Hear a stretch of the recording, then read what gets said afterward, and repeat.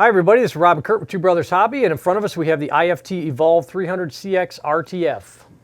Yes, we do. It's a little bigger than the usual coaxial you see. Yes, it is. In fact, we had reviewed a large, it's about the same size, relatively speaking, coaxial product, 2+ years ago now. Yeah, at least. And that to this day is still a very popular video, and we still get a lot of questions because that particular product has been discontinued. Yes. Where can I buy it? You know, what's good? So and it's tough because people have it, or people are considering getting it either in the used market. So we keep the videos out there.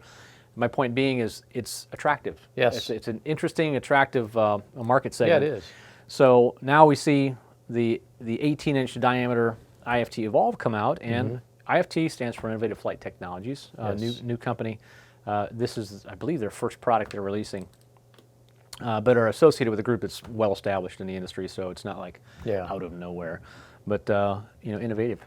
If you release something, if you're called Innovative Flight Technologies and release something that wasn't innovative, you would, that'd be egg on your face. Sure would. So they do have some innovations in the 300CX, other than the fact that it's bigger. Yes. So let's get to the specs and please do, and get to the facts here. The IFT Evolve 300CX RTF. Overall length is 18.3 inches. The height is 10.4 inches. The main rotor diameter, as I'd mentioned, is 18 inches. The all-up weight is 16 ounces. That's a pound, Rob. Thank you. I'm used to referring it to 455 grams. You know, whatever. Main motor is two main motors, 370 brushed DC. The included battery is an 800 milliamp 3S 11.1 volt LiPo. The included transmitter is a 5-channel 2.4 gig with dual rates and CAT switch. And we'll talk about CAT in a minute, what that stands for. Onboard electronics, receiver, 3-in-1 control unit with 2 ASCs, mixer, and gyro. And then the CAT, there it is, collision avoidance technology, module, and sensors. The included charger is a 3S 11.1 volt LiPo DC balancing with an AC adapter. And then the selling price at the time of this review is $219.99. Now when we talk about CAT, collision avoidance technology. We don't want to talk about my cat. We don't want to talk about your cat. In the front, on the sides, and also in the tail of the aircraft are sensors. And these are, you know, essentially, you know, they're echo sensors. They look for echo back from solid objects. And built into the aircraft is the ability for the onboard gyro or the all-in-one control unit to sense objects and when it's activated and actually pull you back away from them. So it allows a larger coaxial like this to be flown in some spaces that normally you wouldn't be able to fly. You wouldn't feel comfortable flying because, you know, these are bigger rotors and they can certainly do some more damage than a little tiny coaxial. But we've seen this when we talk about the innovative flight technology. There's the innovation. It has the CAT, collision avoidance technology on board. And then you go a step further, and they've done some other cool things with it too. The collision avoidance can be set in 2 different modes, either high sensitivity or low sensitivity. It can also be enabled or disabled from the transmitter. So if you're outdoors flying, if you're flying in a big open area and you don't want to have the collision avoidance turned on, you can turn that off. And then you can also increase or decrease that sensitivity as your skills grow, as you get more and more comfortable getting close to objects.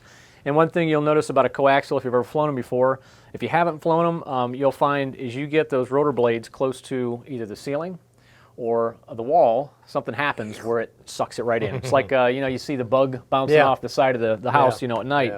It's the same thing. It just can't help itself. Yeah, the turbulence create a draw into that solid object as the air passes around. It gets drawn into it, and it also gets drawn into higher objects. Now, as far as the high, there's no sensors to stop you from that, but you can just back off the throttle. But you do have all four sides of the aircraft that can sense solid objects. They also have the proportional mix for, since this is a coaxial helicopter, they have counter-rotating rotors, so there's no need for an actual tail rotor at all. That happens through differential speeds in the motors. It's done by that mixer. So it increases or decreases the proportion of the mix from rotation to be able to change direction. So you can adjust that. They give you the ability to adjust that. They also give you the ability to adjust your headlock gyro, because there is still a headlock gyro that determines ultimately that mix.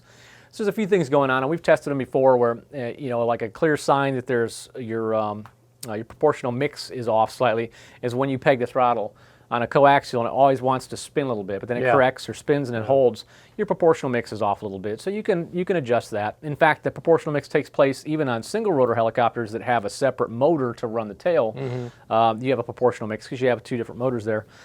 So those adjustments are available to the user. And when you look at the kit itself, it's a 110 or 120, 240 power supply, and they give you a slip-in plug for your local AC power for your international plug requirements, whatever Yes. they may be. 3S LiPo, so we're running a little higher voltages, pulls the amperage down a little bit, helps with that runtime on these bigger coaxials.